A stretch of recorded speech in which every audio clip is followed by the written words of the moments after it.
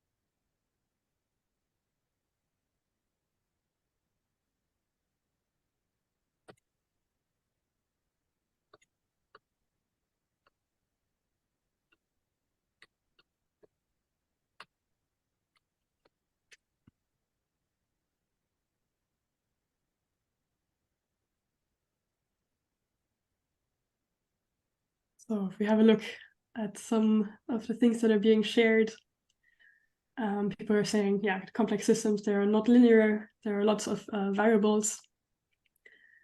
The agents typically don't see the system themselves. which can lead to emergent and unforeseen outcomes. Complex systems tend to be dynamic, self-organized. We can see emergence. The elements within the system impact each other. And there's a lot of interconnection. The sum is greater than the whole. So indeed, what I share here, some characteristics of this complex systems, indeed, that they are also nested. So we tend to talk about components of complex systems, but there as well, it always depends on what level are we looking at. So we can always zoom in deeper and kind of break down one component into subcomponents, or zoom out and group together motor components into one. And these components are very interdependent. There's feedback between them. They influence each other. There might be things flowing between them. And together, this interconnectedness leads to a certain structure that they're in, and certain patterns that we might be able to see. Right. And complex systems also have two kind of opposing dynamics. So on the one hand, they're very resilient. So they're stable, they resist to change. But on the other hand, they also have emergent properties. So they can be very dynamic and they evolve over time. They're adaptable and they show self-organization. Then the next question for you is, how does trying to change complex systems make you feel? So if you have some experience interacting with complex system, maybe trying to change certain aspects of that. How did that make you feel?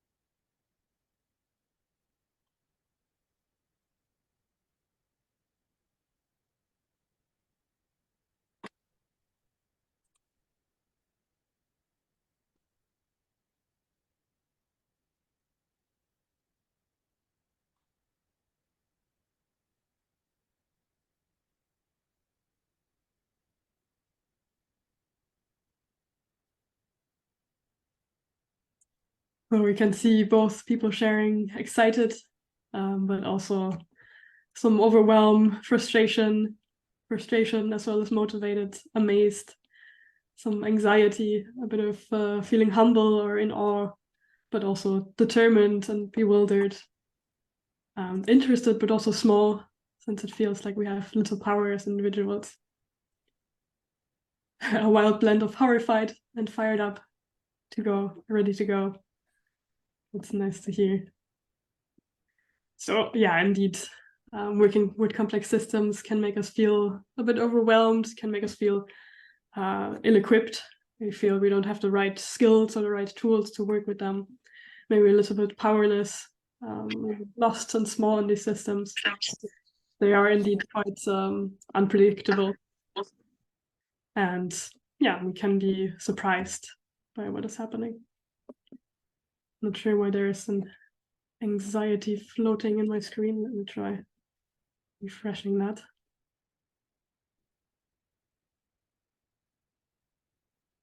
There we go. And yeah, from that kind of, it becomes more clear why we need systems mapping. So these characteristics of complex systems can make it challenging to work with them and to make a change within complex systems.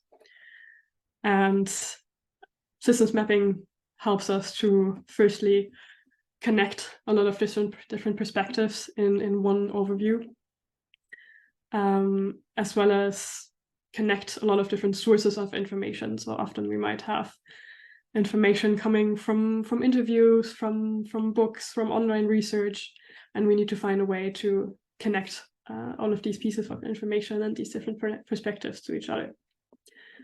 And from there, we start to be able to gain an overview of the system. So see the bigger picture, but at the same time also being able to zoom into the details. And by combining these different perspectives to each other, it also helps us to really build a shared understanding between the stakeholders. So we will always be, in the systems mapping process, we'll always be working with many different stakeholders that are part of the system themselves. So from there, it becomes easier to cooperate with. And by seeing the structure and the patterns of the system, it also becomes easier to actually identify leverage points. So by being able to cooperate and identify leverage points, then we can actually, together with the stakeholders, identify reinforcing actions and start making a change together. Then the question is, of course, also when is systems mapping a helpful method to use? Of course, it's not the right fit for any challenge. But yeah, firstly, of course, when we want to change a variable with a complex system, that's when we will consider systems mapping. But we also need a certain urgency for change, because many stakeholders need to come together. It does take some effort, so there needs to be enough motivation to tackle this together. And then, I have bias for taking action. So if it is actually safe to start experimenting immediately, start taking action immediately, then I would recommend doing that instead of spending time on systems mapping. But often when we're working with complex systems, it is not safe to just start experimenting somewhere. And also, of course, we need to actually have access to the information that we need to create a systems map. So if that is not the case, then we first need to brainstorm to find out how can we gain that access. And then finally, what actually is a systems map? So there's really no consensus within the systems mapping community on a clear definition of what a systems map is. So my working definition for this is relatively broad. So a systems map is a visualization that helps us to think about how a system would react to changes in its structure or the level of variables. So the goal of a systems mapping project, the way that I apply it, is to find ways, find leverage points, find places to intervene, to change the system in the direction that we want it to go. So any visualization that allows us to better understand how would the system react to changes, under my working definition, counts as a systems map. So you see what we will often show within systems maps are these components and their interactions, and that allows us to then together understand how these interactions cause the overall behavior of the system. So then looking a bit more in detail at what does the systems mapping process actually look like. So here you see the four main activities that take place during the systems mapping process.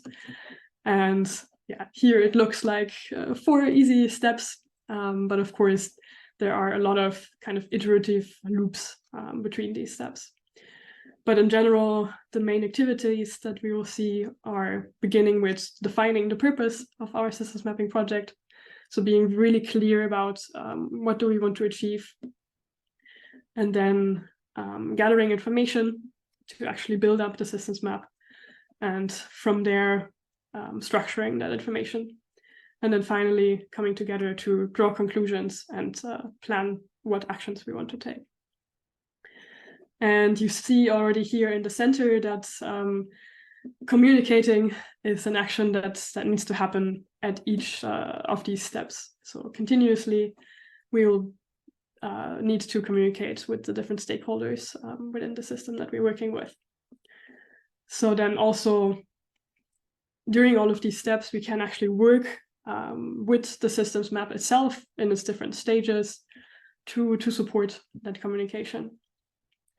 So for example, we can use a very rudimentary systems map to clarify what is actually the purpose, and then to help us communicate that purpose to others. We can use it to prepare an interview, and once we get to the information gathering stage, we can share the kind of first draft of the map with the stakeholders, and together enrich the map with more perspectives, identify knowledge gaps, as well as validating the map. And finally, we use the map to explore and plan interventions, and we might have to share the insights and proposed actions with other people who were not part of the systems mapping project to get agreement from them to go along with these interventions we plan. So many different ways to use systems maps during this process for communication. And for each of these kind of communication goals, purposes that we will want to work with during this stage, we'll go through this short process to think about, okay, what is the communication goal that we have? Therefore, what is the best method to communicate with our map? Then we'll want to select the relevant content. So not always do we have to share all of the details of the systems map, but we might zoom into specific aspects depending on who we're talking to and the specific purpose that we're working with. And then finally, we'll want to actually optimize the map readability and attractiveness for that purpose that we have set. And when I say selecting the method for communication, the only limit to how to do this is really your own creativity. But some examples of how I have used systems maps for communication in the past is, for example, that I created the map first myself, but then identified the key variables that I'm working with, and then gave that back to the participants to themselves build the map and have a look at what connections they can see, and then let the groups share their story of the map themselves. Or we can really walk people through the map step by step and kind of tell the story of the map. Can build up the map in layers. We might zoom into specific aspects or specific loops. Or we might first present individual loops and then show, okay, how does that all come together in the full map? Or maybe we first ask the participants to build their own map and then compare that with what you have built so far and make adjustments together. Or we can use the map to play through scenarios together, or to provide context for interview questions that we might want to go through.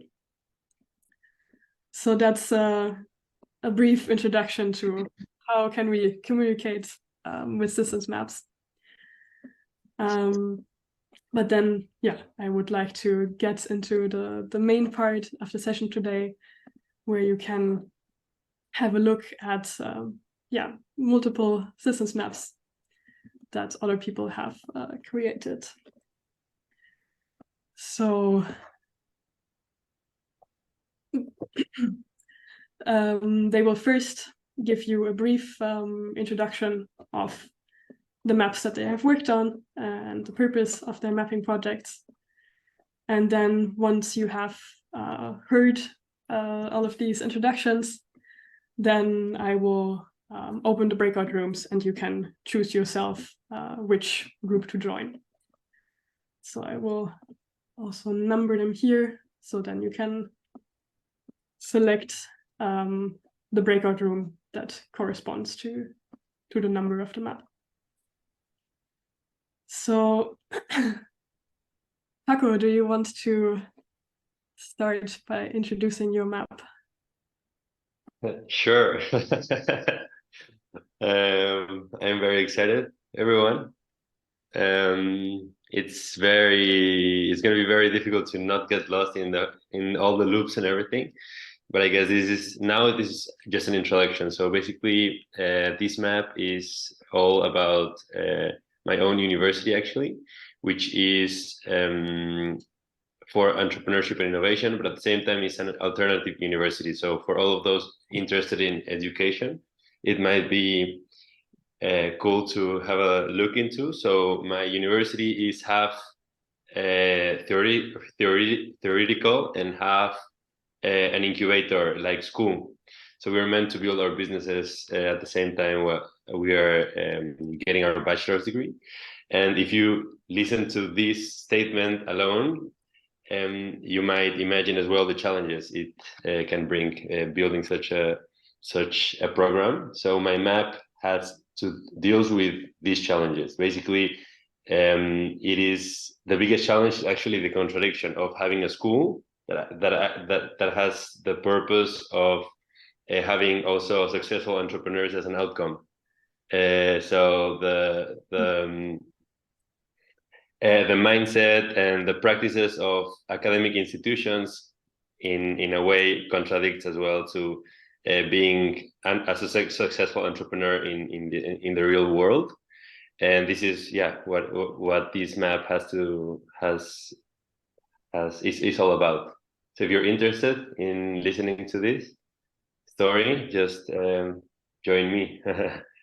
That's the wicked problem, basically. Thank you, Hannah. Thank you. Then in breakout room number 2, you can hear from Hosanna. Yes, hello.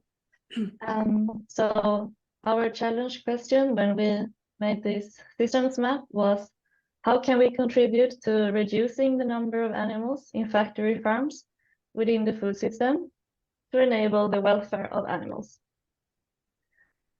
Since we see that me and so many others love animals so much, and we see their need for taking care of them and that they should be well taken care of in different parts of society.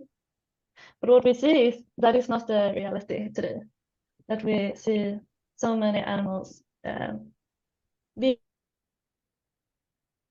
harmed in these factory farms for food production that we support. So we wonder, okay, why is it like this? Why is it that we don't want this, but it's so apparent in society, which is also with other social issues. So we created this map to understand the system around factory farms and how they come to be brought up, or how they come to reveal themselves from, as you see, different parts of society, how it's influenced. So what we found that it's these different sectors, the 5 bubbles that you see, that are affecting each other, that makes this animal factory farms happening. So this is a way of saying that, okay, economy and market structures, social norms, political issues, global structures, and environmental issues are all interacting with each other. So that is what we wanted to understand. So that is why we made this map, and also to see, okay, how can we then change the system to be another one? So yeah, this can also be applied to other social issues, but we took this challenge of animal factory farms. Great, thank you, Rosanna. Then the 3rd map for this first round is by Rihanna.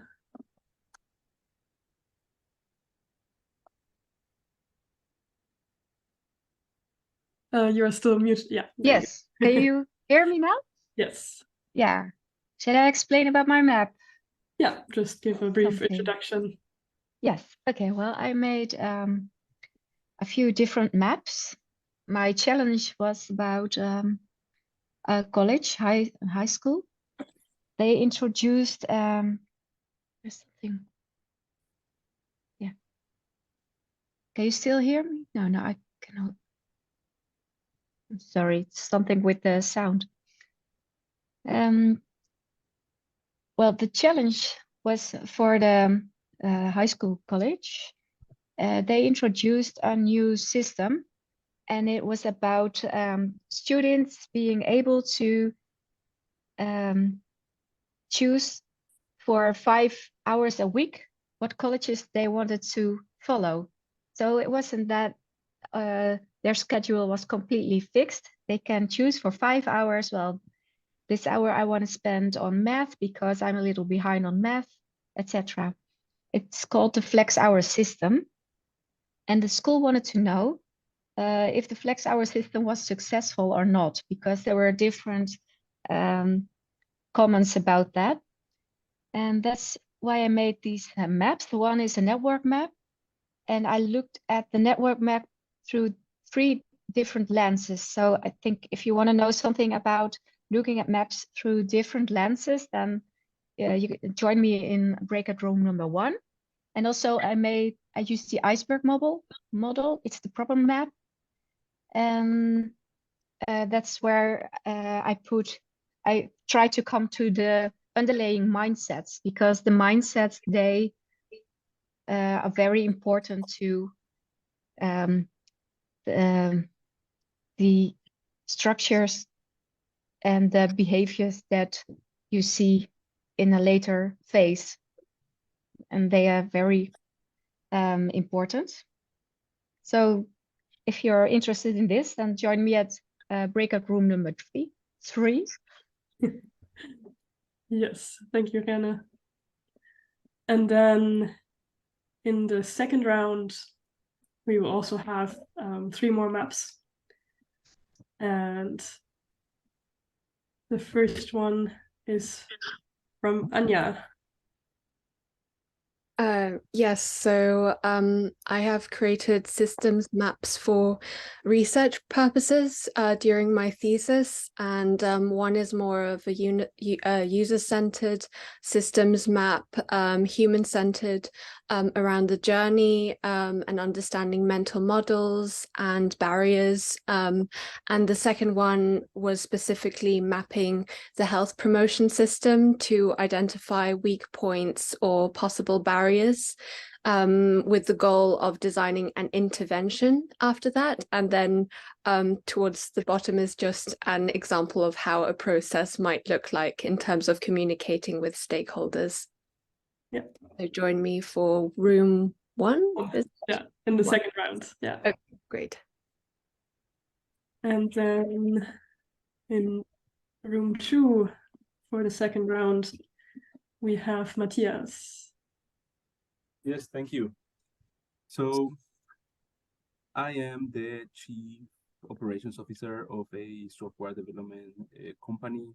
We have an issue with decision making in our company. We are being,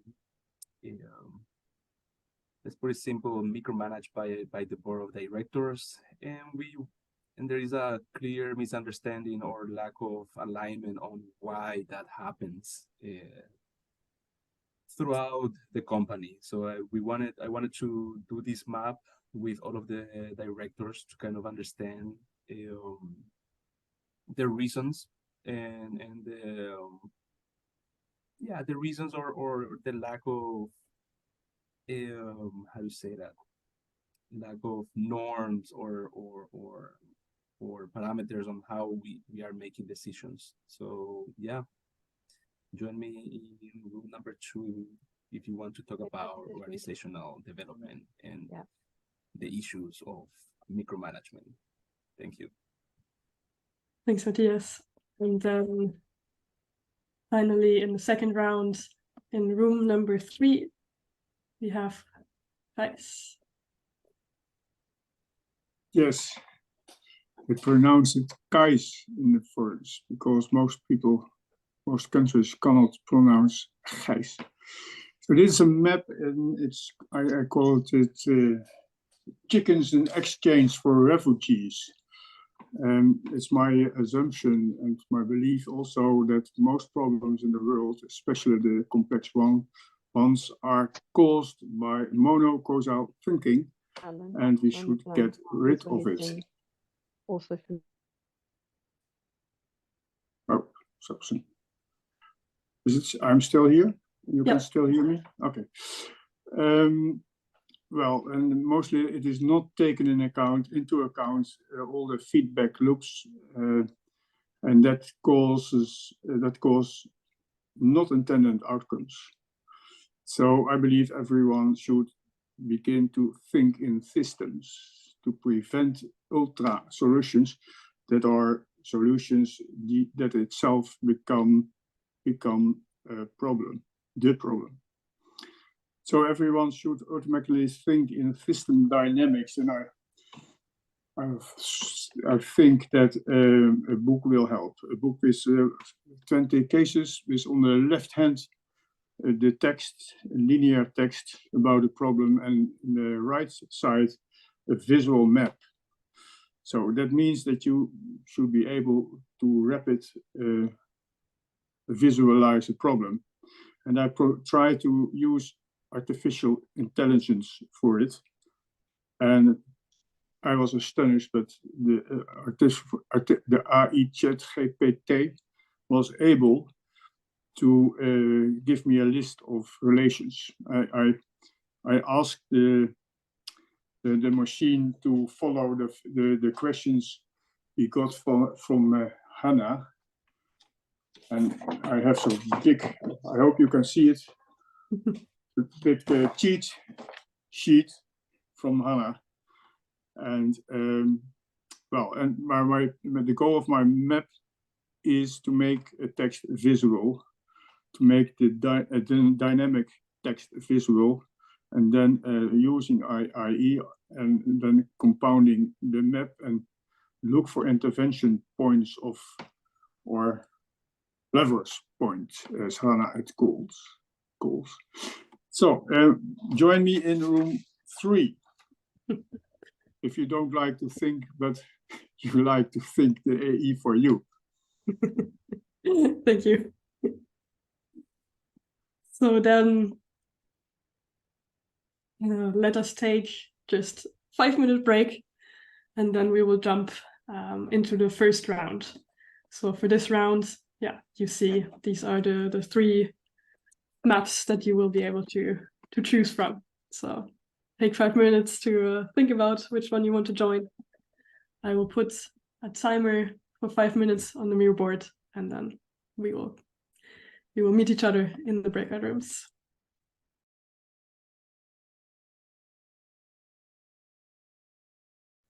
So I'll just start with sharing my screen. I think we have 20 minutes. And let me just go something.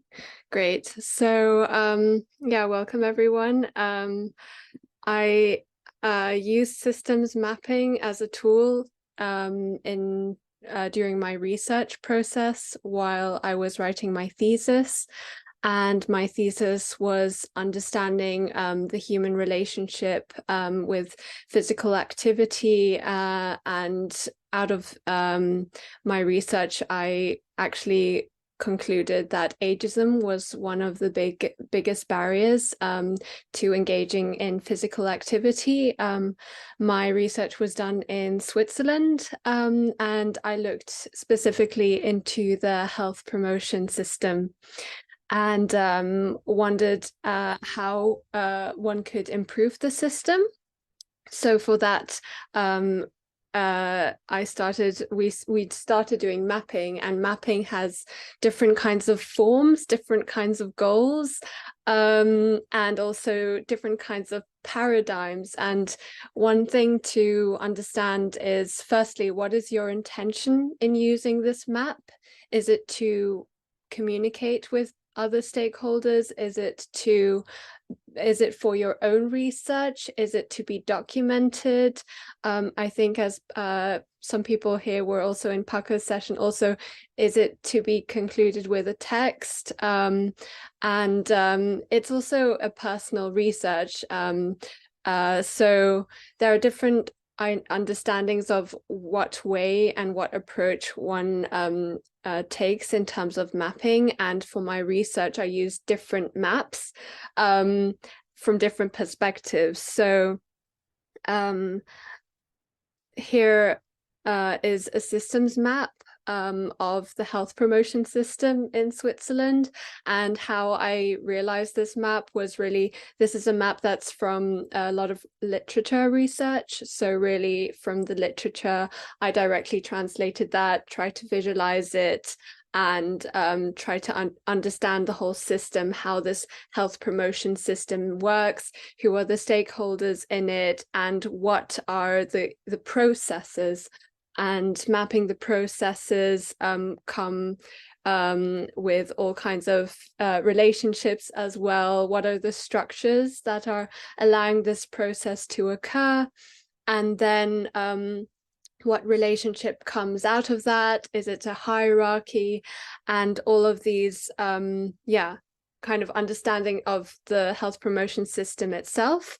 And so this is a start of the broader overview, health promotion, and there are requirements coming from the World Health Organization, how one should approach health promotion as a way to focus on prevention for health rather than looking at causes, so focusing on prevention. So that is what Switzerland definitely looks or invests in, thinking about prevention instead of causes and later symptoms.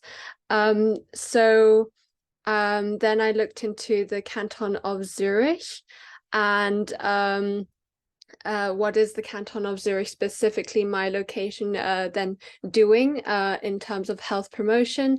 And out of that, we see multiple initiatives, and we can create a bigger and bigger, broader map of that. And the goal of this map was to identify the barriers in the system. So we might, along the way, whilst doing our research, identify where are the weak points in the system. We understand that there are different projects that want to create these interventions, but then what are the influences of time constraints? What are the influences of having a budget? And also, what are the processes that allow these interventions to be designed? Are they designed in the right way? We have all of these possible barriers that we yet discover over time and over time. And I guess how I proceeded after doing literature research, this research really gave me the whole overview of all of these potential barriers. And by identifying the stakeholders and getting in touch with the stakeholders, that allows me as a researcher to understand my hypothesis. So I have a hypothesis here that time constraints could influence this effect. Then I would consult with a stakeholder who is directly or ideally directly in the field and can actually confirm if this is also the if my prediction of this barrier is validated. So then I approach different stakeholders and ask if they have the time to review this map with me, and if they have the time to confirm if this is actually a barrier or not, and what their approach is to these barriers. And then in that way, you understand that everyone has their point of view, and it's really assuring that when they confirm that this is a barrier. For example, in health promotion, one of the budgeting barriers was that you cannot really, it's very difficult to evaluate if this intervention has been successful, because measurement is quite tricky if you're promoting health. And so you can only measure by quantitative numbers, and that still won't exactly say that one has achieved an exact outcome.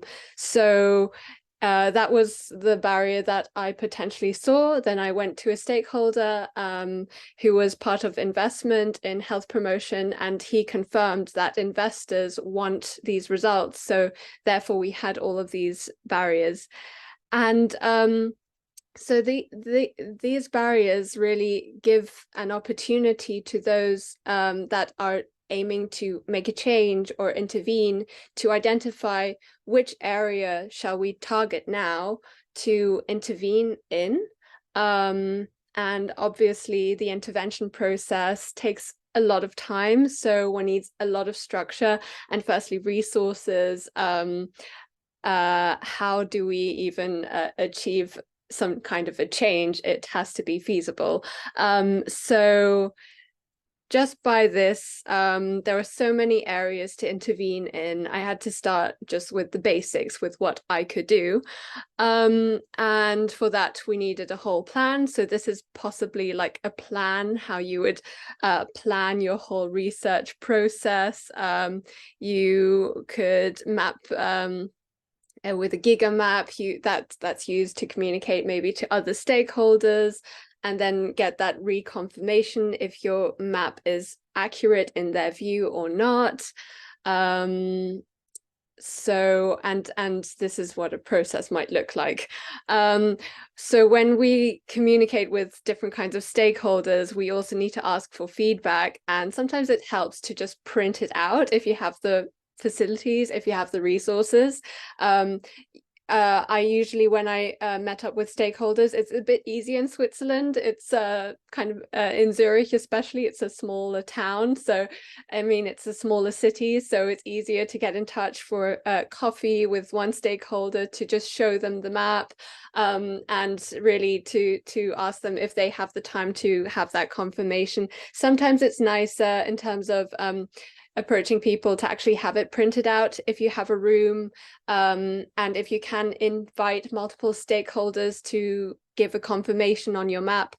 It's really nice to have that process as well, where you have lots of different sticker notes and they can actually extend your map based on all of their feedback, which is what you're looking for essentially. A map is never correct. That's what we have to always keep in mind. It's never accurately, it's just a representation of everyone's understanding at that current moment, but we have to understand that things change over time. So it is really important, if we ever put a map into a document and send it as a report, that it has kind of a date and time frame, because if people reshare it, it might not be accurate. It's only accurate for exactly that moment, as a reconfirmation of reality. And I guess the next step in my intervention process was to focus on the human-centered part, the part that was feasible for me at that time with my current limitations.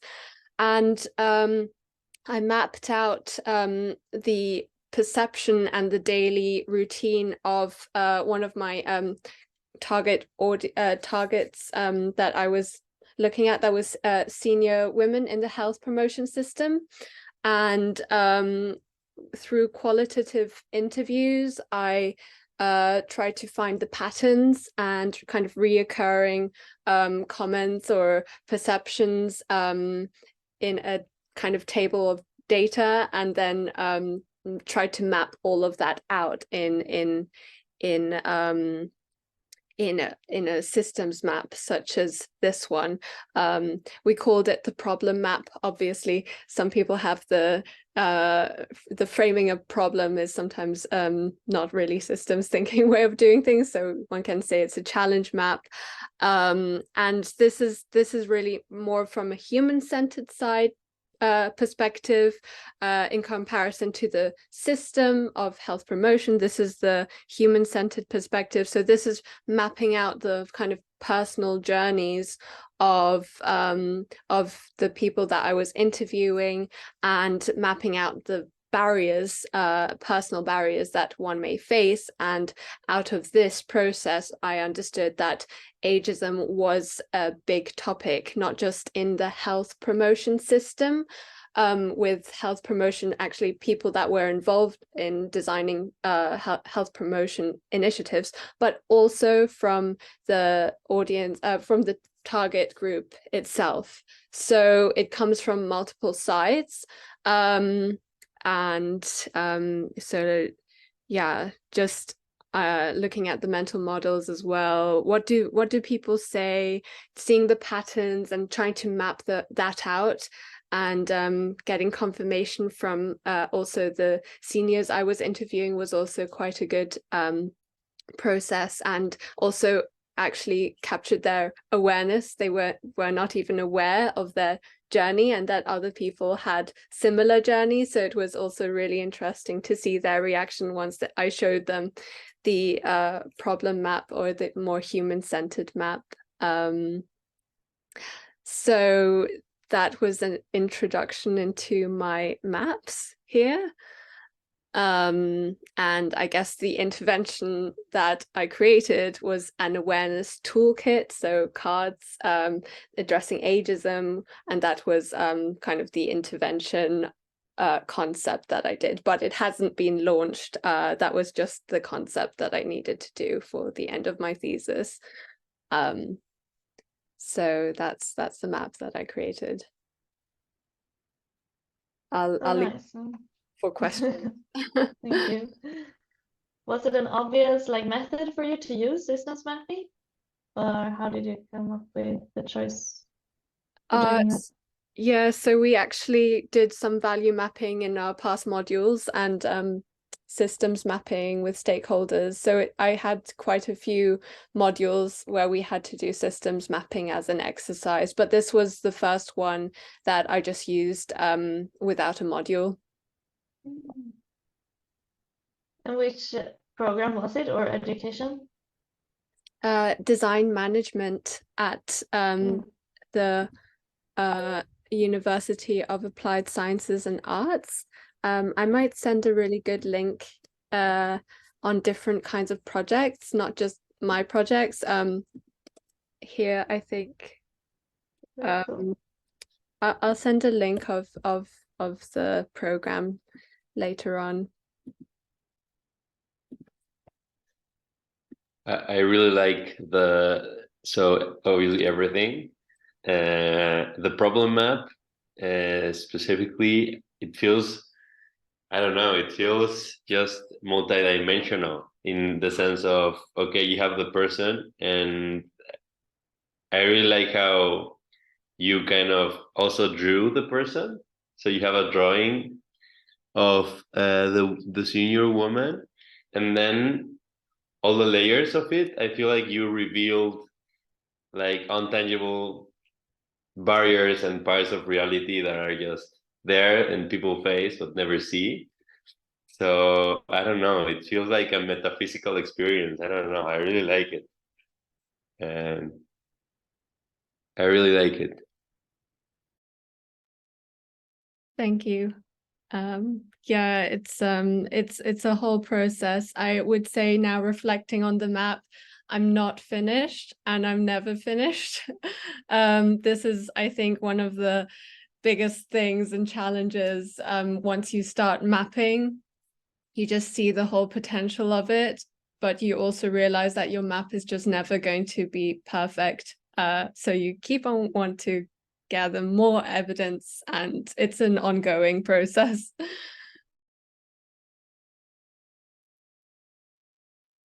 I'm curious, because what you just said about not being finished, are there things like with this project where you started to see it being close enough to be ready to present? Are there signs with system mapping that you've noticed? That moment of, okay, this is close enough, or it's getting close? Yeah, I think that's a bit of a personal kind of feeling. If my intention is purely research, then I would never be finished. But obviously, that means that, yeah, there is no purpose of actually implementing and changing. So it really depends on the intention. Is the intention there to actually have a certain change at some point of time? There are these simpler, I would say, to manage systems map where you do value mapping between two stakeholders, and that already comes with a certain specific business intention to map why these two stakeholders should collaborate through other ways of seeing value. and then that becomes much clearer, that's much simpler. It really depends on what the intention is and where you come from, really. Yeah. So, yes. Roberta? So thank you. This has been such a wonderful presentation again. So interesting and well done. But I was just wondering, because the human lifespan keeps increasing, you know, we may get to 120, something like that. How would you put that inside this mapping? How would you take that into account, this increasing human lifespan? You know, like we hear about centenarians all the time now, when 20 years ago we did not. And so, yes, that actually adds another dimension into it. It's that adds more of the ecosystem. So if one were to add certain time, like time is another dimension into this system, one would have to expand on these two. I would say these two systems maps don't really have that factor. What are the shifts and trends over time, and how does that affect the ecosystem in a way? I don't have the map here, but that would also be a very fantastic map. Definitely. And if one were to integrate that into an ecosystem map, then again, it's an ongoing journey. One would then address more stakeholders. It would affect more stakeholders. I mean, so yes, that's very interesting. Thank you for that. thank you. Yes, Amy? Well, I just want to quote you, because when you stated a map is an understanding of a current moment, I mean, that is just like the power of understanding, the power of iteration. When we learn, we unlearn, we relearn, and how mapping, how you caught that was like, I just wanted to say thank you for that, because I wrote it and I'm gonna quote it. I'll quote you on it. Thank you. Great, thanks. I also appreciated that. I think I'm actually gonna add a time lapse to my report because that's so true. Yeah, maybe I am very curious. So in your interventions, were the interventions like facilitation to gather more input, or did you come to any intervention also where you kind of changed something in the system to see if it made senior women also kind of healthier? Yes. So the designing an intervention was just a very small part of the thesis. Actually, this research has been done over 4 months, and then only in the 1 month time frame did I have a co-design workshop where I co-designed the intervention with seniors, and got the feedback also with health promotion, people in the health promotion industry as well. So that was just a very short process, and it all started from awareness. And yes, I would not say that the intervention, which was a toolkit, in a way, cards to be distributed for education and awareness purposes, I would not say that that really is the final intervention I would launch. But that's the thing, how much time, how much of a budget, how much impact do you want to create, how much change, and where do you want to intervene? And I wanted to intervene in awareness. So I thought that through the co-design process, we ended up designing these cards. And actually, I'm going to go to Switzerland in November. Kind of this has been done last year, by the way, and I'm thinking of revisiting my thesis and starting the next step with the intervention cards. So let's see, my journey is going to begin again. Yes, I'm excited for that one. Yeah. Yes, Rosanna. Yeah, so did you include them in the report as well, or was this more for your stakeholder approval and your own understanding? Yeah, I included them into it. And it's always important to include all stakeholders, but especially the ones you're designing it for. Yes. So I can share my thesis, just reach out to me personally if anyone's curious. Thank you. So, Before we reflect a bit on this session, since I know some people might have to leave a bit earlier, I would like to say a few words about where and how can you learn more about systems mapping. So I'm teaching a course, a 5-week course. It's the Systems Mapping Winter School.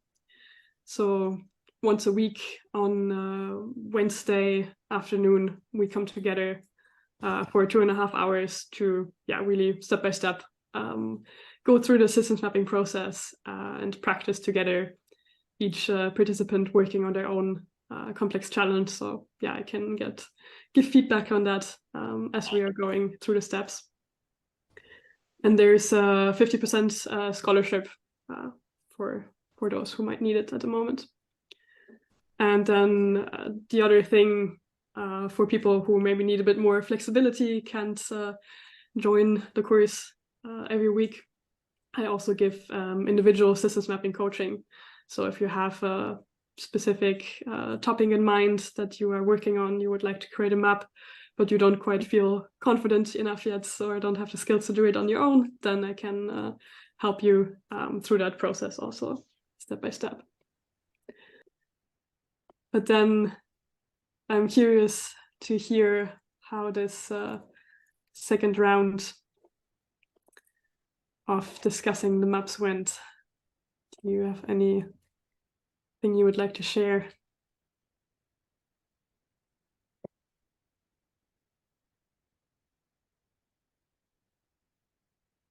I'll start the recording again. I forgot that last time. Hello.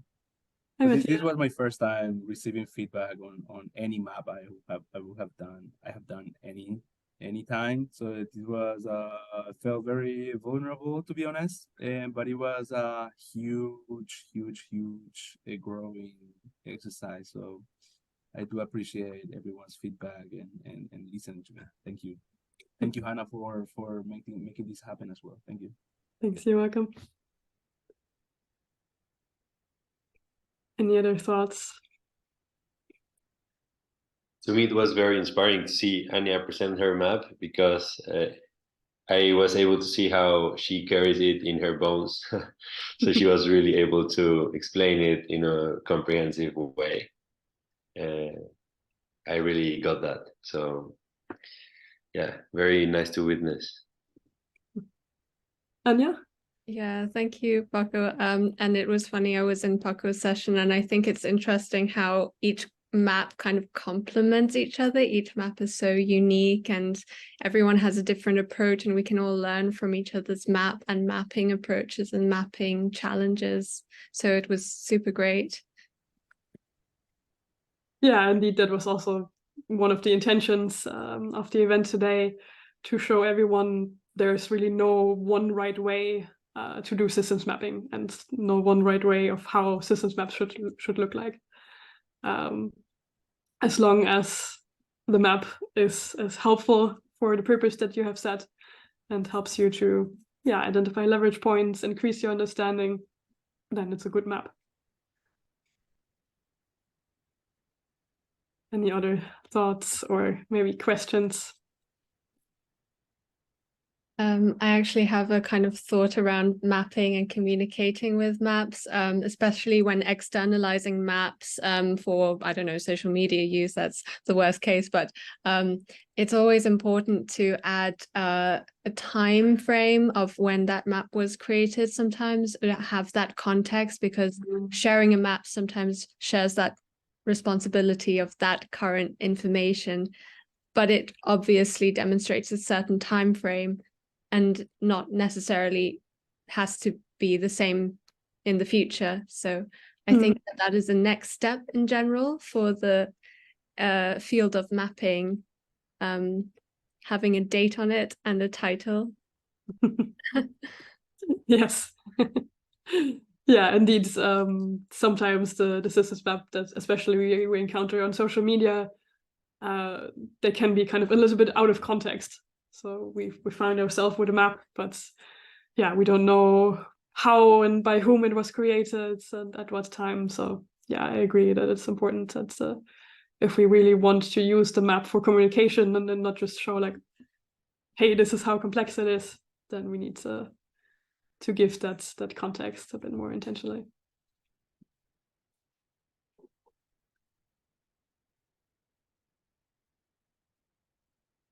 Any other thoughts or questions?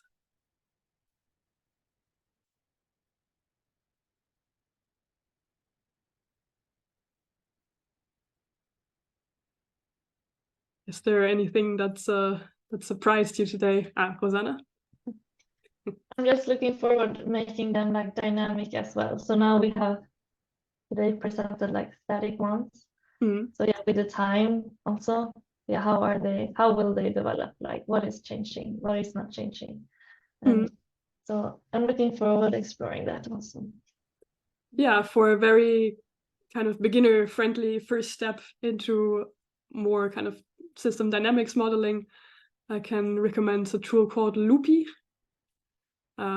Yeah, there you can really quickly create systems maps, create causal loops, where then you can kind of press play and it shows you how the variables are increasing or decreasing depending on what connections you have drawn. So that's, yeah, someone was sharing it there. Exactly. I think that's a nice starting point.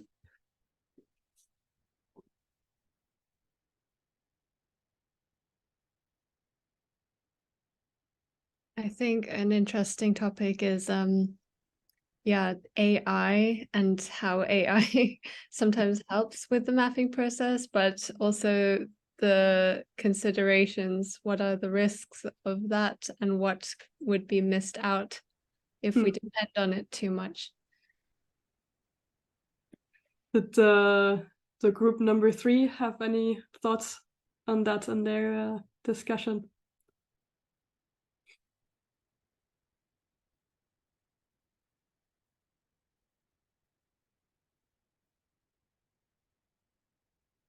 Not for now.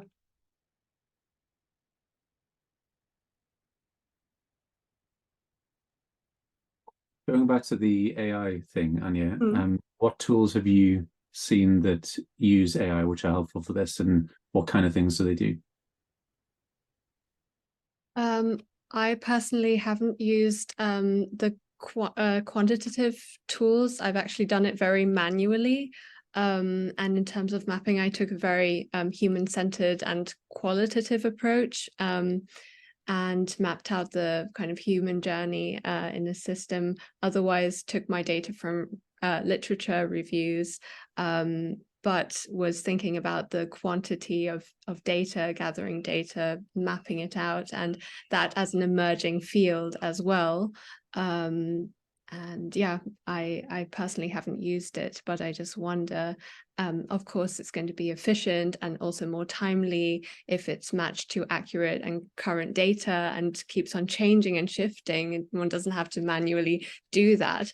But then considering that mapping is a specific journey to reach a specific goal, what would be missed out if one depends on AI too much? That's kind of the critical question I would have.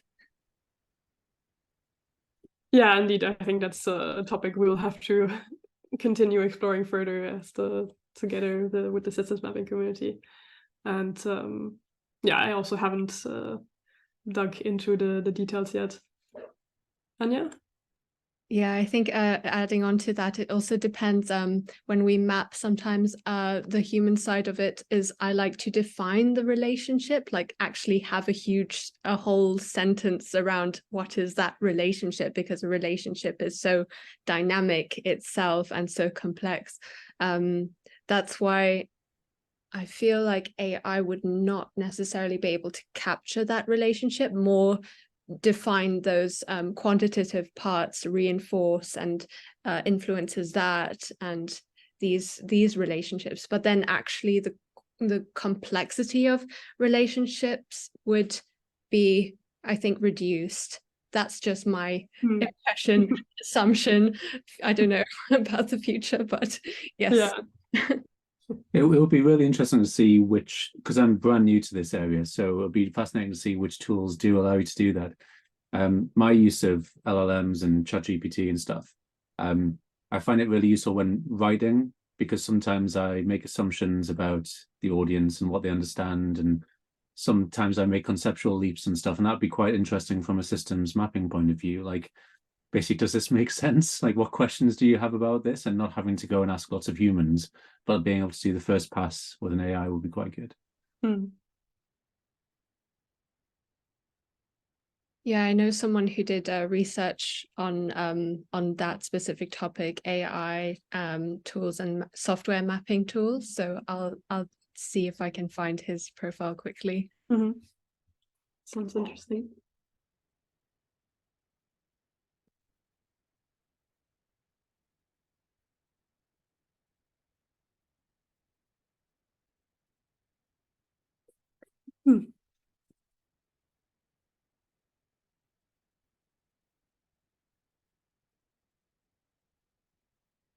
Yeah, I see someone also shared a paper on the topic in the chat.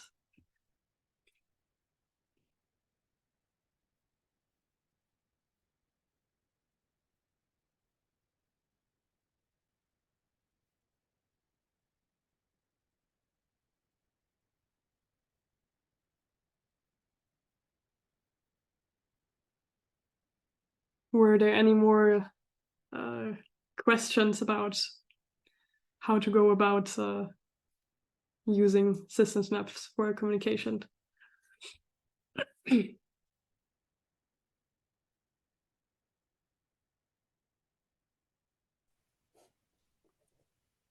No, I would add though, Rosanna's presentation using the system map was really cool, and I'll take that with me. It was sort of the progression of the development of the map. It was helpful. Yeah.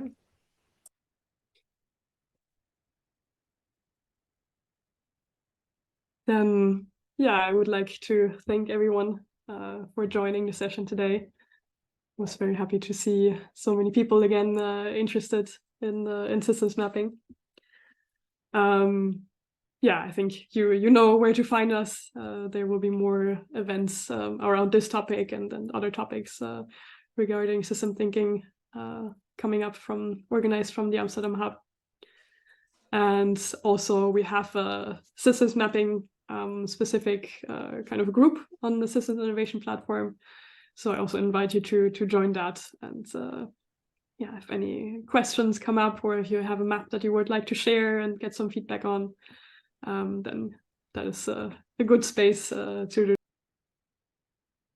Then, yeah, thank you all for joining today. And if there are no other questions, then I will close the event for today. Thank you, Hannah. Thank you so much. Thank you, Hannah. Thank you. Thank you. Nice to meet you, everyone. Thank you. Thank you, everyone. Thank you. Thank you. It was fabulous. Thank you very much, Hannah. Thank you. Bye. Good to meet everybody.